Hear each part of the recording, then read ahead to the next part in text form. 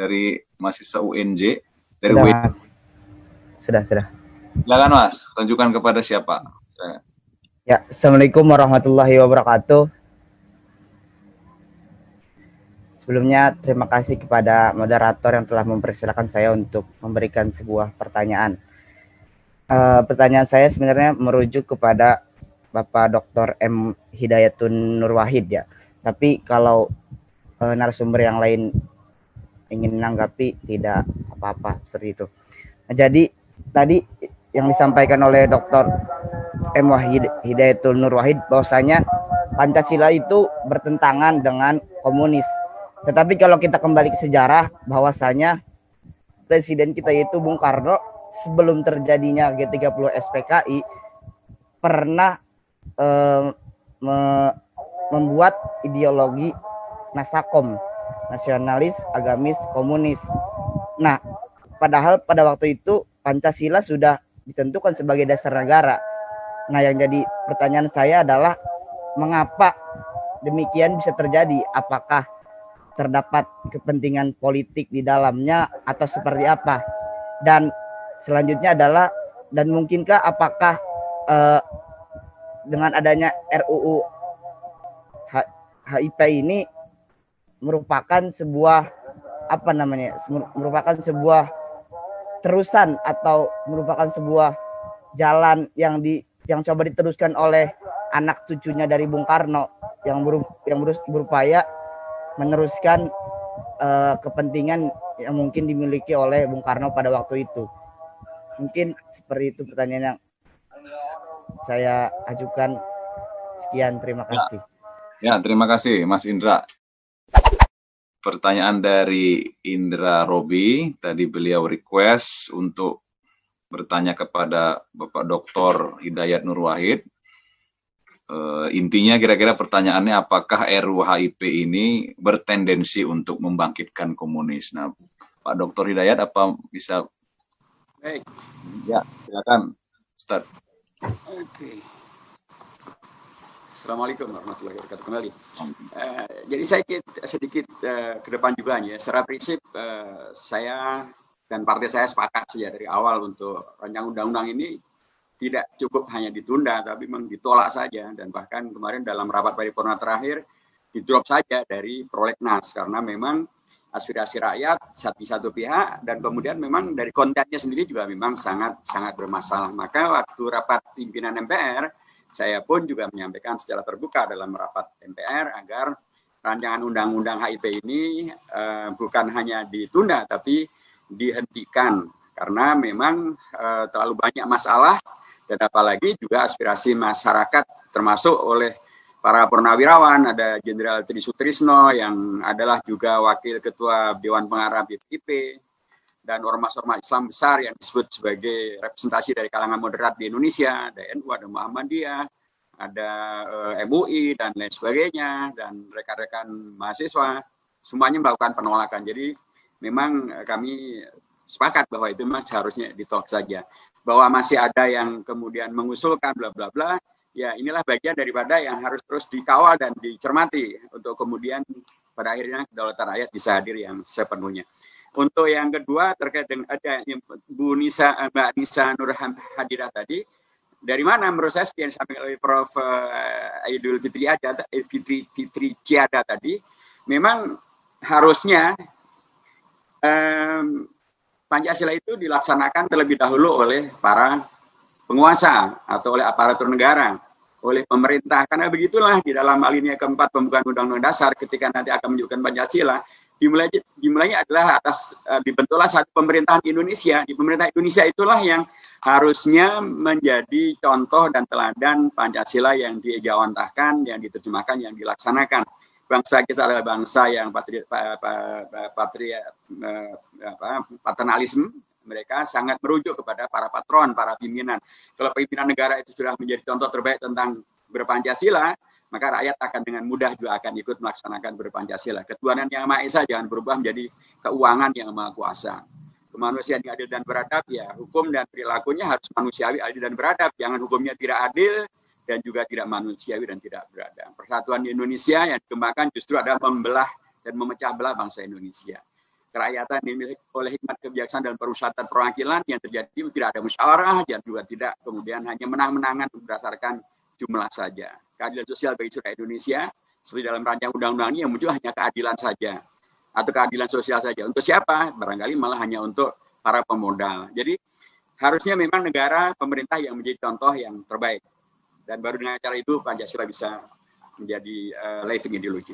Kemudian untuk yang kedua tadi tentang masalah amandemen, ya saya sepakat bahwa memang harusnya tafsir daripada Pancasila itu sudah cukup dengan pembukaan Undang-Undang Dasar dan dengan Undang-Undang Dasar. Jadi makomnya itu ada di sana. Jadi kalau kemudian dibuat satu rancangan undang-undang itu mendowngrade Pancasila dan juga melompati hierarki perundang-undangan yang ada di Indonesia. Yang ketiga spesifik tadi ditanyakan ke saya tentang betulkah Pancasila bertentangan dengan komunisme? Bukankah dulu Bung Karno membuat Nasakom? Yang harus disampaikan adalah Nasakom itu adalah pernyataan pribadi dan politik pribadi dari Bung Karno. Tidak pernah dia menjadi undang-undang, tidak pernah dia dibenarkan oleh Undang-Undang Dasar, tidak pernah dia menjadi keputusan daripada MPRS maupun juga DPR-GR. Ya.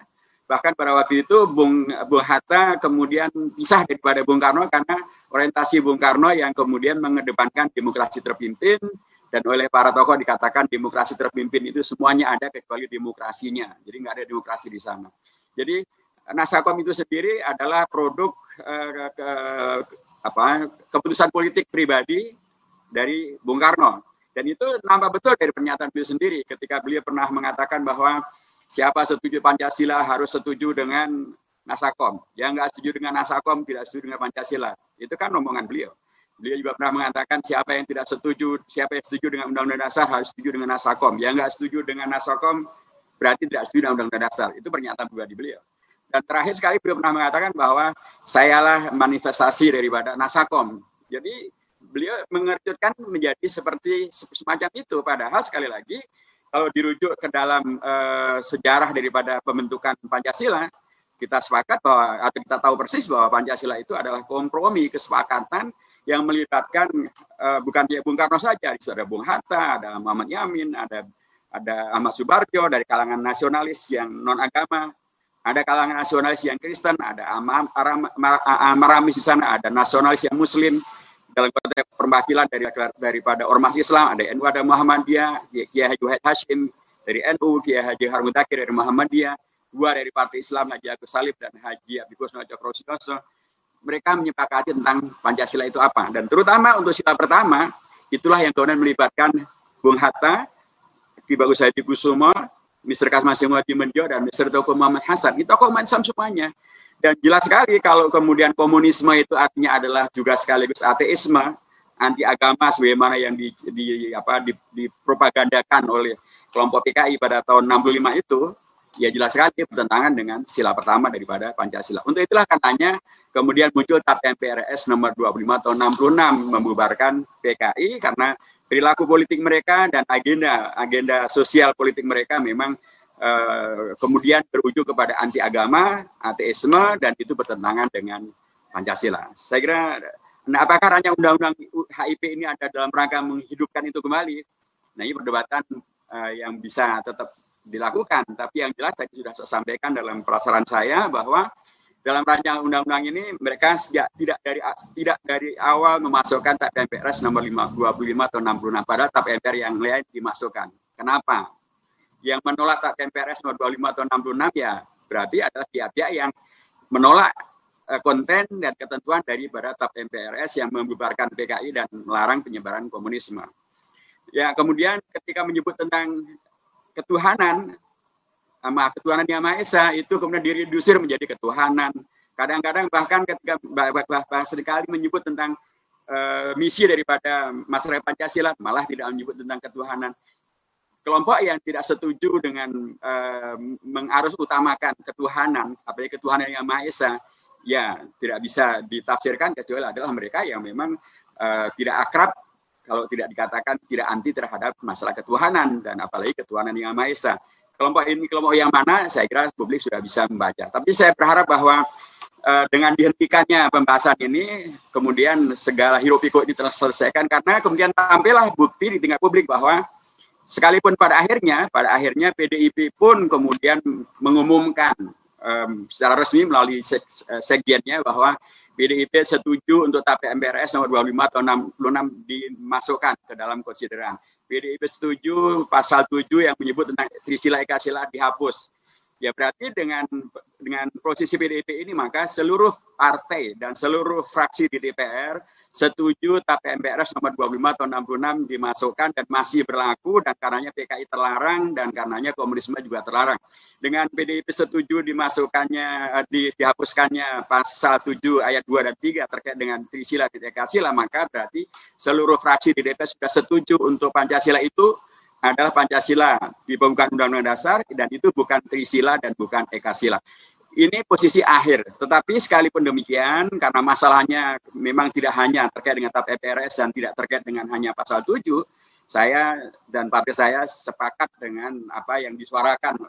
Sikap kami sejak dari awal memang sudah demikian, yaitu menolak rancangan undang-undang ini karena penuh dengan masalah dalam kontennya, dan apalagi belakangan ditolak oleh masyarakat yang sangat luas. Dari komunitas Kristiani, dari PGI sudah melakukan penolakan, dari kalangan nasionalis di situ ada 3 ormas pendiri Golkar juga melakukan penolakan, dan juga dari FPPI juga melakukan penolakan, dari Forum Komunikasi Purnawirawan juga melakukan penolakan, dan bahkan dari tadi Wakil Ketua MUI Pak Muhyiddin Haji Muhyiddin Junaidi menyampaikan 200 ormas Islam melakukan penolakan agar itu dihentikan. Saya kira ini adalah satu fakta di lapangan tentang hadirnya kedaulatan rakyat, bukan hanya kelompok umat Islam, ternyata juga melibatkan kelompok-kelompok FPPI, kelompok pendiri Golkar, termasuk juga bahkan PGI, termasuk Forum Purnawirawan. Semuanya satu kata, bahwa kita harus menyelamatkan Pancasila dan tidak boleh diperas menjadi Trisila Ekasila. Kita harus tetap menjadikan TAP MPRS nomor 25 tahun 66 tentang pelarangan PKI itu tetap berlaku dan tetap bisa dilaksanakan. Saya kira demikian dan terima kasih.